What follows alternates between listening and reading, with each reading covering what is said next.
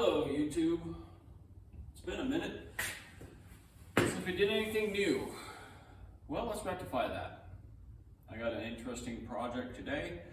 I know that a lot of you guys that I've talked to about knife making and about the tools that we use in this trade have asked me over time about converting surface grinders to run abrasive belts.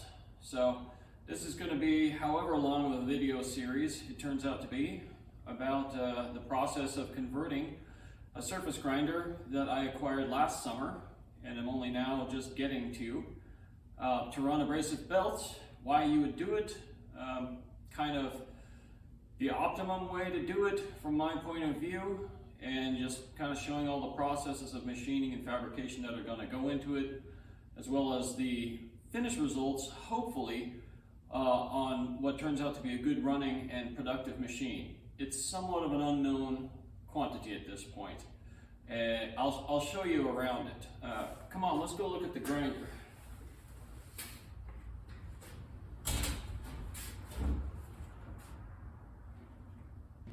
So here we are with the recently acquired surface grinder, my third surface grinder in the shop here. And we're not going to get any kind of like long view shots of it because I'm literally standing as far away from it as I can get and still get a shot. It's just crowded in my shop. You guys know this. Anyway, this is a West German made machine, an ELB or Elb Schliff company abrasive surface grinder. They have a super cool logo down here. Elb Schliff. Type 5W6HA. I believe this is a 1950s machine from what I can tell. And perhaps this is in keeping with that. Perhaps their convention was to have the serial number reflect the year in the last two digits. I don't know. I'll try to find out more. So, ELB Schliff. Here we are, made in Western Germany. Now this is a 12 by 24 capacity machine. It's got a big electromagnetic chuck. That thing weighs a ton. It nearly gave me a hernia on a couple occasions. I mean, it definitely weighs over 200 pounds. It probably weighs around what that 309 pound hay button anvil there does. I mean, it's ridiculous. But it works. So the clutter all over it here is parts of the process of me building a working magnetic chuck controller for it, which it didn't really have. I'm using like a variac there so I can have a variable pull on the magnet, and a drum switch there so I can reverse to break down the magnetic field to demag things. Here we can see that the spindle type that it has isn't a direct wheel bolt-on like my Abrasive 3B. This one has the tapered hub type thing, which is another common way of doing it. You would put a wheel on one of these hubs and just leave it on there once you have it mounted and balanced. And then you can just pop it on and off real quick without taking it off the hub. Just put it onto that taper there. I got a couple of extra rusty hubs with the machine. I have to evapo rust them at some point. But this is the best one. So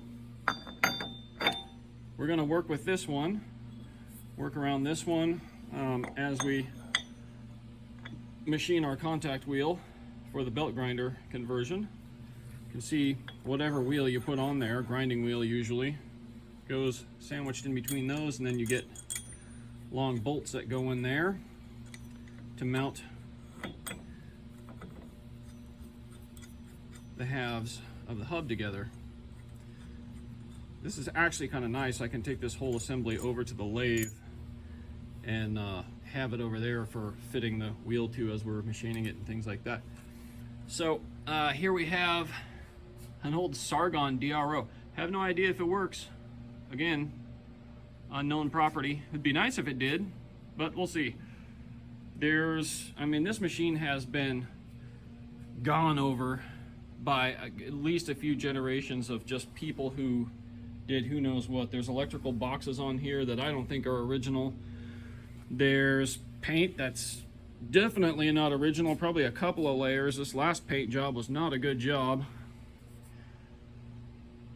Down here we have a couple of transformers, and I'm wondering if they approximated a three-phase transformer out of two single-phase transformers wired together in delta, as I recall. I've done that before. It's not a great way to roll efficiency-wise, but you never know.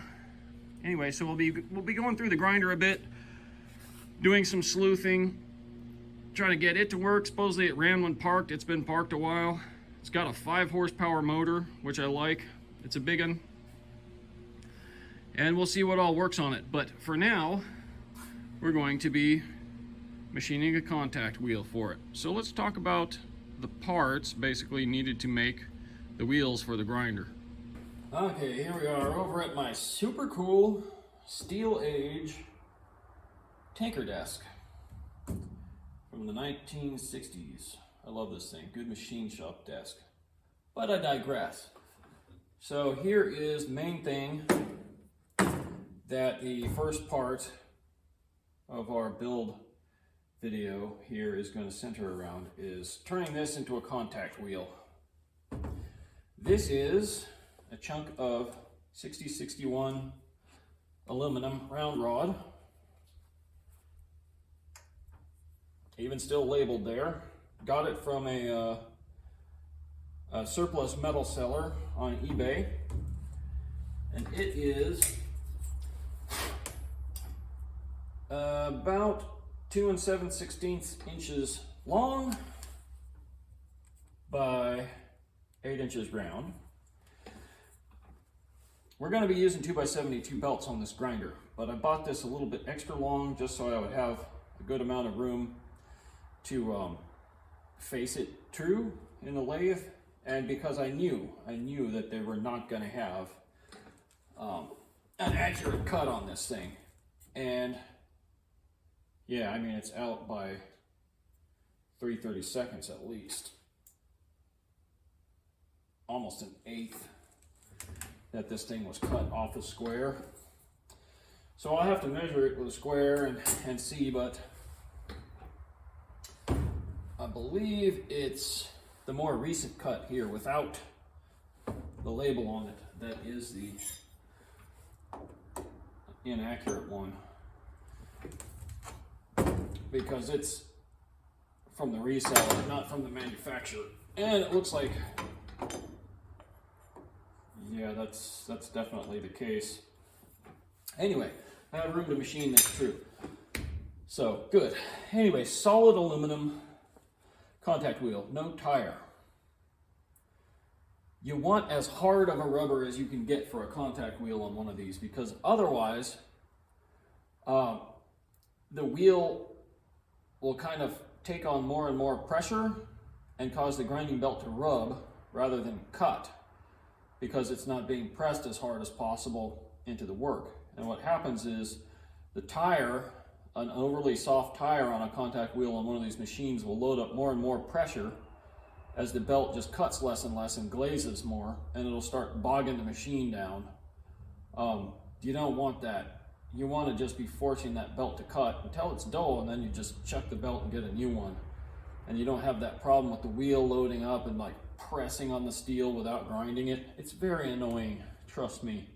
So actually solid aluminum makes a great contact surface for a belt on one of these. We ran Will Stelter's grinder that way when I helped him convert it a while back. Devin Thomas was the first guy I heard about using a solid aluminum wheel, so I think that's the ticket. Also, easier to machine one of these to fit your particular machine than to like custom order a contact wheel with a hard rubber durometer and have the manufacturer like Sunray machine the wheel to your hub of your grinder, your specs, which can be done, or to, you know, take a contact wheel with a rubber tire and then fool with chucking that up in your lathe. It's much better to just start from scratch with some 8-inch round aluminum. 6-inch would be okay too. So we got that. Our other wheel is for tracking and tension. This is from Brodbeck Ironworks. I have a couple of Brodbeck belt grinders, 2x72 grinders. They're really good machines. The tracking is great on them. The contact wheel, or the tracking wheel has something to do with that. It's crowned, which is a nice feature, you know, helps the belt track more stably. And Brodbeck actually offers a very nice wheel here at a much more competitive price than anyone else I've found. This thing has bearings installed too. It's like 40-something bucks, guys. I mean, you definitely couldn't machine one yourself for that cheap. I don't think you can buy one, especially not one this nice, anywhere else for that cheap. So do me a favor, buy them from Brodbeck. And you know what, later in this video, they sent this to me for free, and I get deals on some of their stuff. So this video is sponsored by Brodbeck Ironworks, and I'll show you a little bit about my grinders later in this video when we're using them for deburring stuff.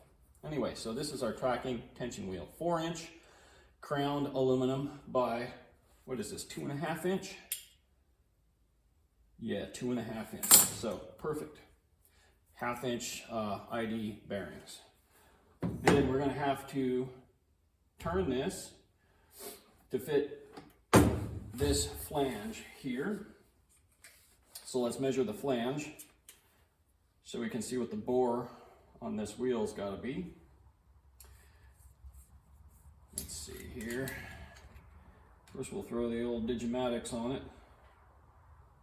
2.986. It's interesting.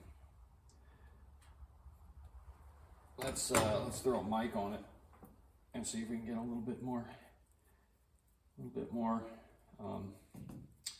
accurate of a measurement even than the caliper would give us. Should have had these spun out before I shot this video, huh? You're gonna sit here watching me adjust my caliper for like a day while I talk about what I'm doing. Okay, here we go. We've got, all right. We've got, yeah. I'm getting about 10 thou short of 3 inches. Let's measure it the other way here. Yeah, exactly. 2 inches, 990 thou. And the Digimatics were telling me, well, actually, 2.990. So, same reading. That's what we're going with. So let's go take this guy over to the lathe and get her all set up for facing the ends off true, first of all. Okay, guys, so we got to deburr this wheel here. It's got some nicks around the edges. Before I go set it in the chuck, I've scraped the label off. We do happen to be over here at the Brodbeck grinders, and I am going to talk to you a little bit about them, so bear with me.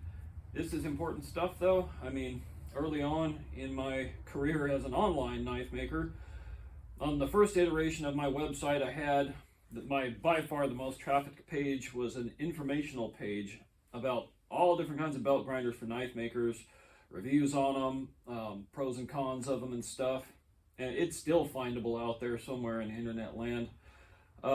We didn't have grinders like this when I was first talking about grinders and recommending them to other knife makers online, 2007, 8, stuff like that. The closest thing that we had was KMG. Well, KMG has been eclipsed by several other grinder makers. One of them certainly being Brodbeck. And I love my Brodbeck grinders. I have two of them right here. One of them's a right hand model, and that's this one. One of them's a left hand model, because you can bolt them together as a mirror image of each other.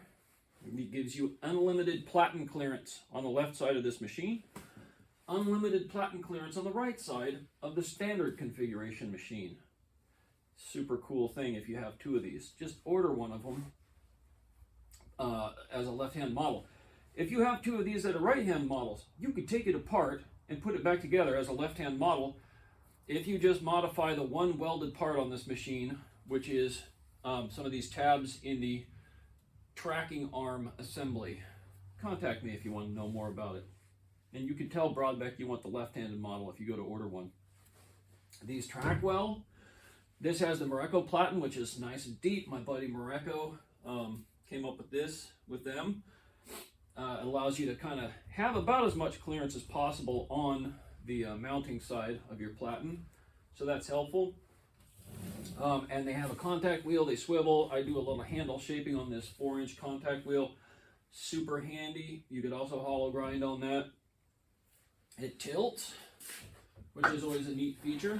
You know, tilts, locks.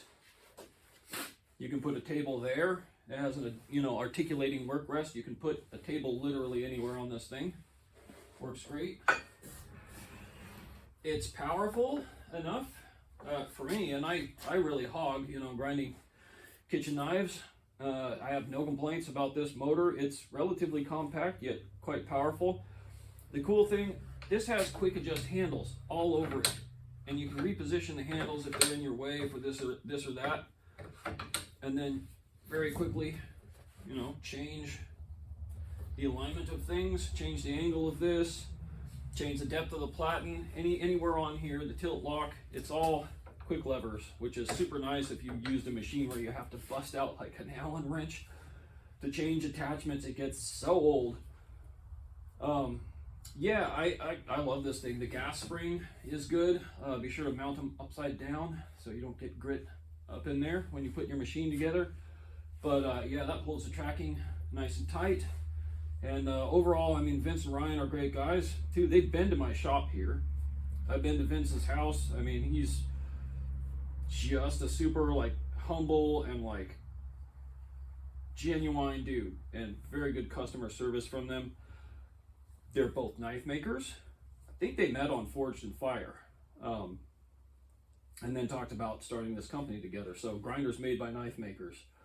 Can't get much better than that. Anyway, I'm going to let you guys go from proselytizing about Brodbeck, but if you're in the market, highly recommended. So let's deburr this.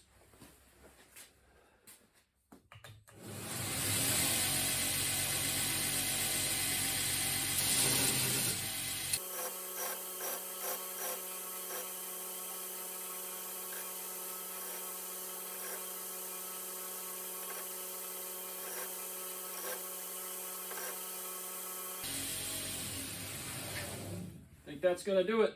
We're going to be turning this entire face off first anyway, so I don't really need to deburr that. And then we'll flip it around and turn this face true. But we'll grip the truer face to start with. Let's go to the lathe. Okay, so we're over here at the lathe. I've put the big 12-inch Horton steel forge jaw chuck on here for grabbing this with.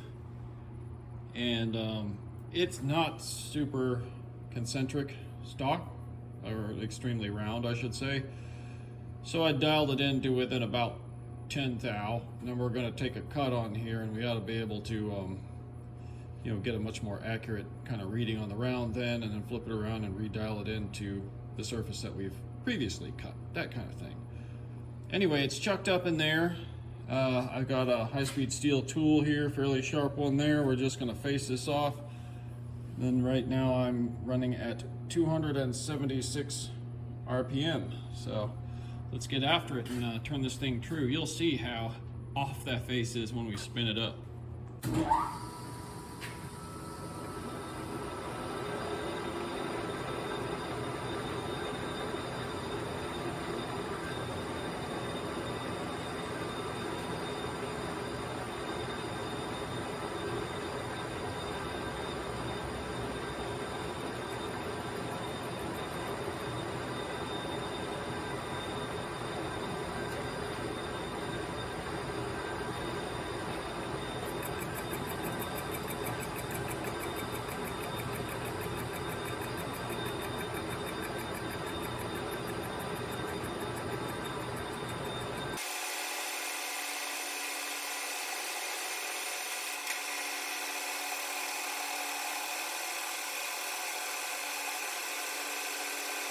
Kind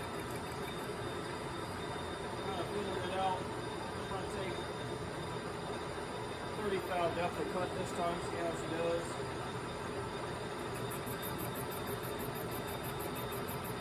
Yeah. It's working pretty good. There'll be some cleanup after all this.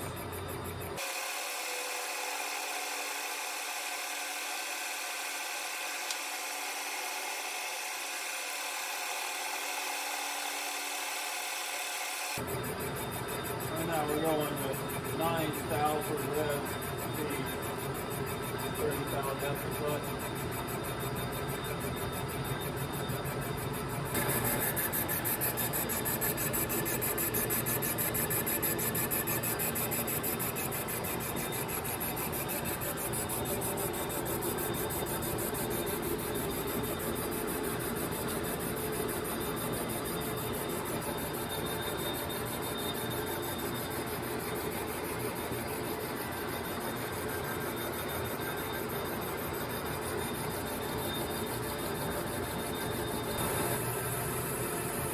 Now we're starting to reach a non-interrupted cut here, about 1.5 inches in from the rim of that piece.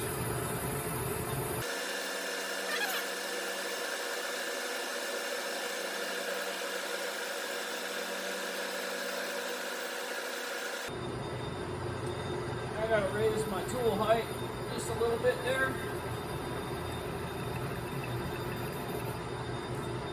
Didn't really take much time to set it super accurately. When I swapped cutters last, take another 30 thou, see if we get the rim clean this time.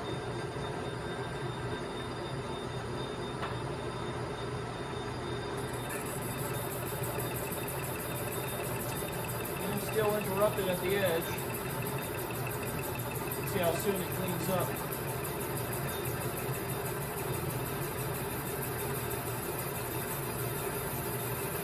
Well, it was a ragged cut from the supplier. Okay, about 1 inch in, we're into good material here.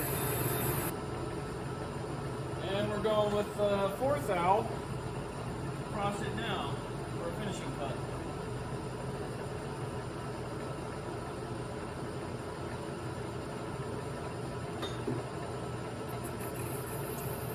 Which ought to take pretty much all day. Oh yeah, we're in good clean material here right at the start of the cut, so that's good. Yeah, so we're here, we're in the bottom chart. We're on selection A here on the speed range. So A, and then we're on this row. So 4.6 thou per rev. See what kind of a finish we get. I don't care that much, but we'll see. Well, that is a very nice finish for no coolant.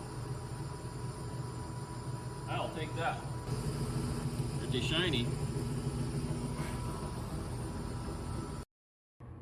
Okay, I've switched up to this brazed carbide, stuck out of the holder a little bit so I can machine it at least far back as this jaw, and going with the same speed at 276, and we'll see how we do at that slower speed there. So let's get going and turn the outside diameter. Okay, so we got this cut down, and it only took about 20-30 thou to get it clean. There's one little nick left there from a dent in the stock, but it's not important that we get that out really. And then I put a little chamfer on the edge of it here with the chamfering tool. So before I take it out of the chuck, I'm going to drill it, I'm going to bore it to that 2.990 diameter to fit the hub for the grinder. Then we'll flip it, we'll indicate it in so it's running true to the clean OD that we turned. And then we'll do the counter bore on this. We'll finish turning the face here, and then we'll face this side and do the counter bore for that front flange to sit down into a little bit, because that's what it needs. So for my tailstock, for most operations, drilling, counter boring, whatever I might do in a chuck, I've gone to using an ER40 to Morse Taper 4 adapter here for better concentricity and repeatability, at least in that big old Jacobs chuck that I had on here before.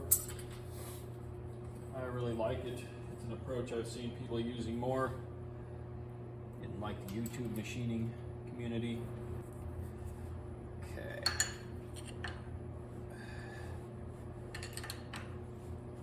Yeah, I really noticed the concentricity thing on making little knife hardware like I make on this lathe.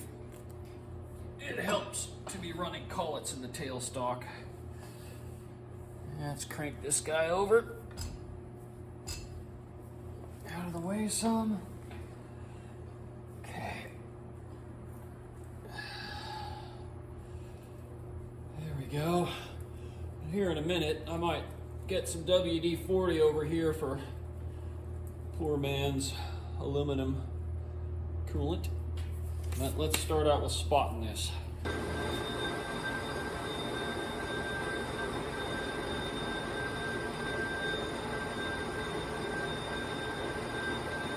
I'll swap to our 1/2 inch, in this case pilot drill.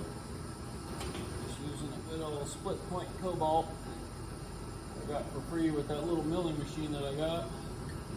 We're going to talk about that little mill too soon. It's pretty awesome.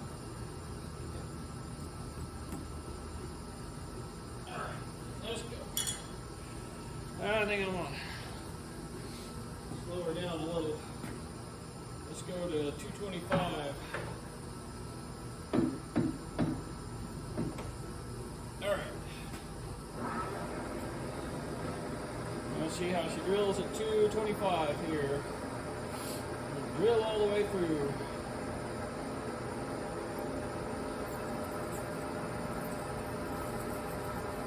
We just got to open it up enough for the boring bar.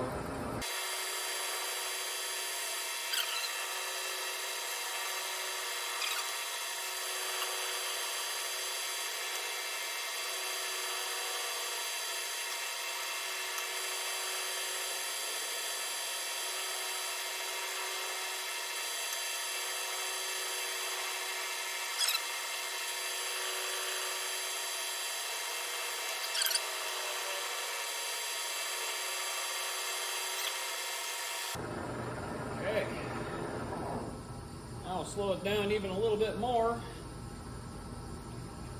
and fortunately I got to use this silver and Deming bit. I have some bigger Morse taper drill bits, but they're a Morse 3, and I don't have a Morse 3 to 4 adapter sleeve right now, so we're going with a silver and Deming bit, a 1 inch, and that's the biggest drill bit I have that I can use in this tailstock right now. So after that, we'll go to the boring bar. Well, let me slow this down more. We're going 137. Yeah, 137 here, and more coolant. WD-40, whatever. See how this does. This bit doesn't look too wrecked, but I reserve the right to sharpen it as needed.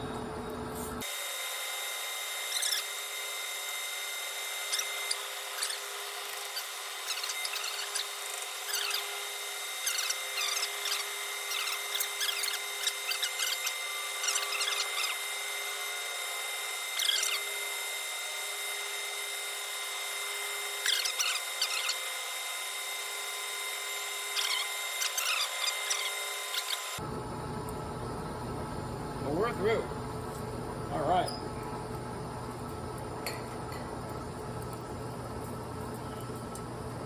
Cool.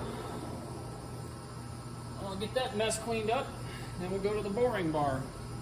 Okay, this video is about to get extremely boring with the boring bar, that is. Wow, what a good pun now. Peak humor here on this channel. Anyway, this is unfortunately only a 1/2-inch boring bar because that is the largest boring bar that I have. I need to buy a 3/4, just haven't yet. So we're getting some chatter.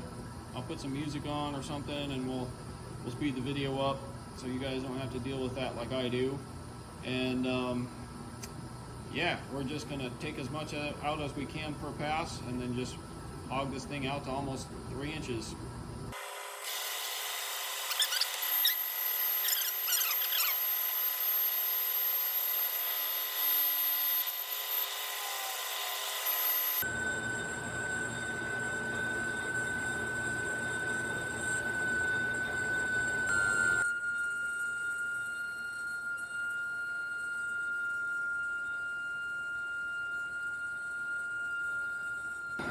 Now I'm going to take a spring pass and then measure again and see where we're at. We should be within about 20 to 30 thou. But I want to sneak right up on it. Be a real bummer to do all this boring with an undersized bar and then overshoot the mark by a few thou. We'll call that good. I'm just going to break the corner in here real quick.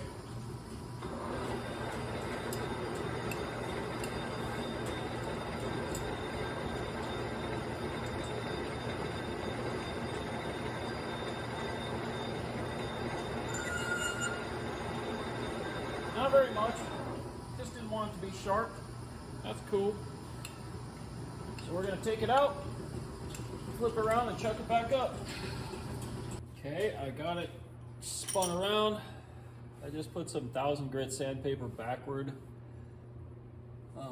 over the jaws there just to pat them. And let's see if we can get this indicated in real quick. Whoa, okay. Now we're 1 thou out.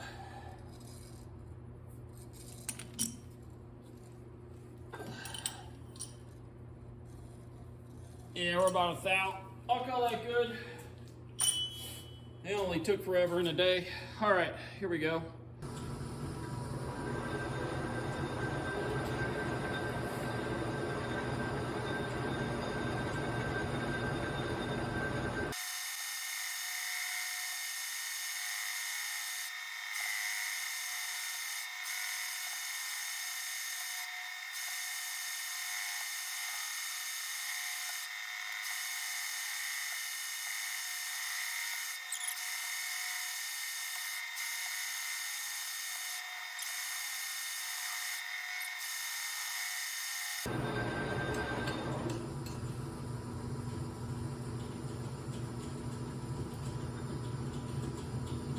That's a good match. That'll work. I barely see any difference in the finish. There. So now let's face this down some. Alright, it's at 2.41 right now. I think I'm going to face it down to 2 1/8, honestly. It doesn't need to be that much wider than 2. Okay. So, I'll turn this thing around here.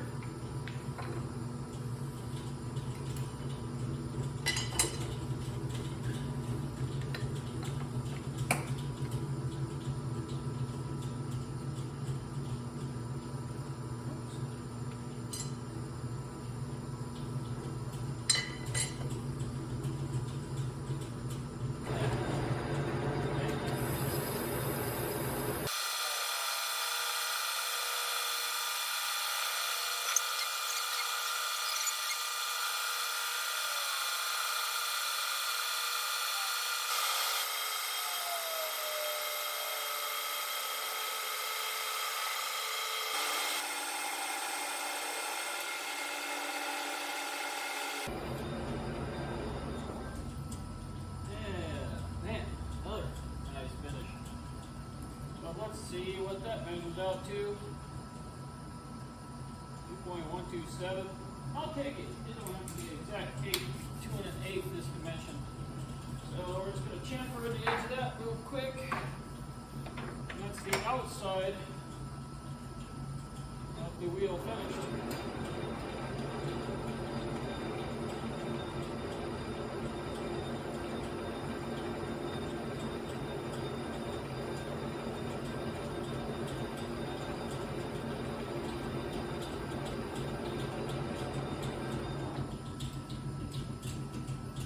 Okay. Then we have the last feature to put in. That'll be the counter bore here.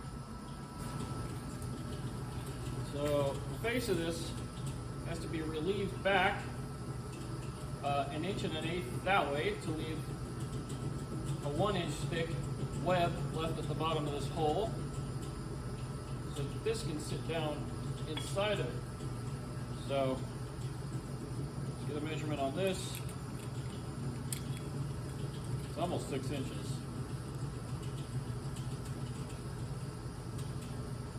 It's 5.83 or so.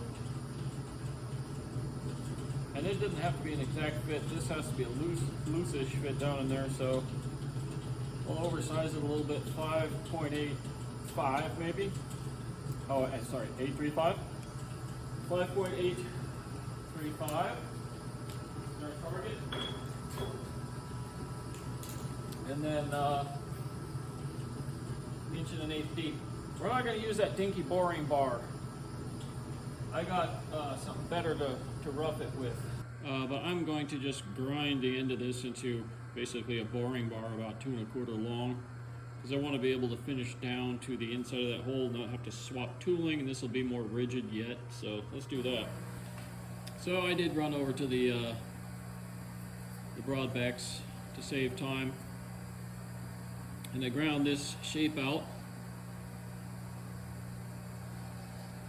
Got some top rake, and not any forward or back rake there. I want to be able to resharpen this tool all the way up the shank as I go in the future. And I got it to 120 grit here on the belt grinders. Now I'll just stone the edge a little bit so it cuts that much better and lasts even a bit longer. Always a good idea to stone the edge of your tool a little bit. This is a 320 grit stone, EDM stone. Well, tool and die stone, not necessarily EDM stone, from Falcon Tool.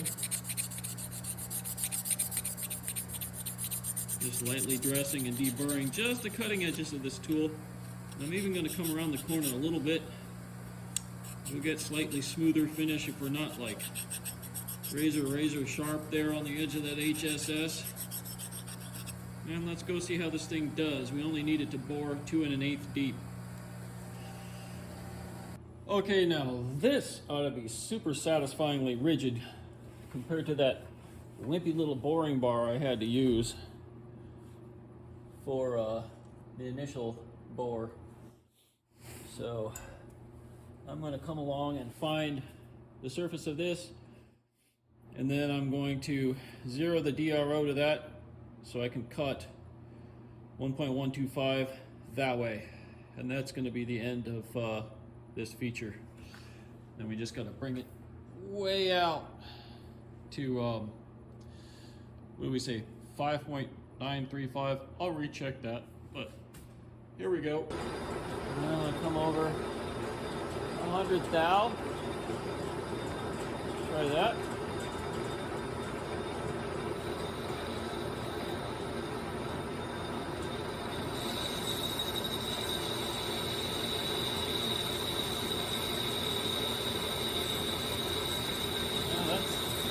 Definitely cutting pretty good.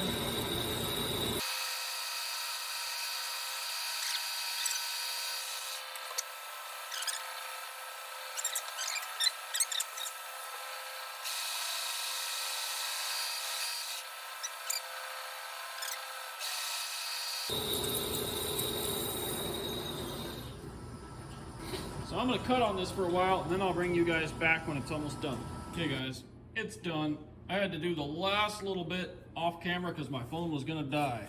My apologies, but you can see here I had too good of a fit at the start, so put a little bit more clearance. So that sits right down there nice to the bottom of the bore, about 5 play of clearance, just like we wanted.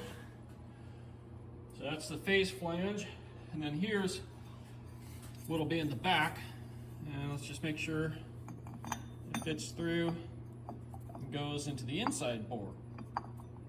Oh, which it does. That is a thing of beauty. So that is all of the lathe work for this wheel.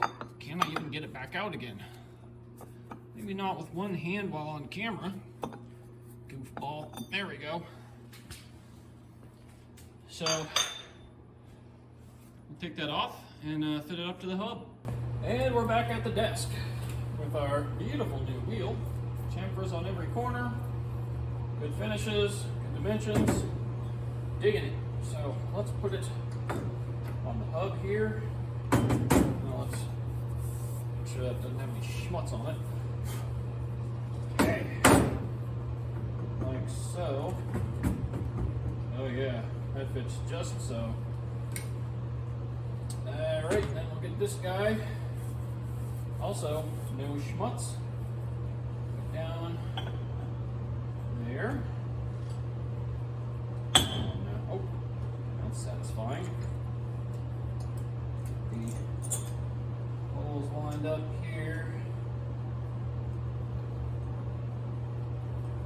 If I don't have too long of bolts and everything like that. I bought these bolts with a 1-inch flange in mind, which is what we have here. So let me see if I can get them zapped on real quick. Loose it first, and we'll go in a star pattern, just like putting a tire on your car.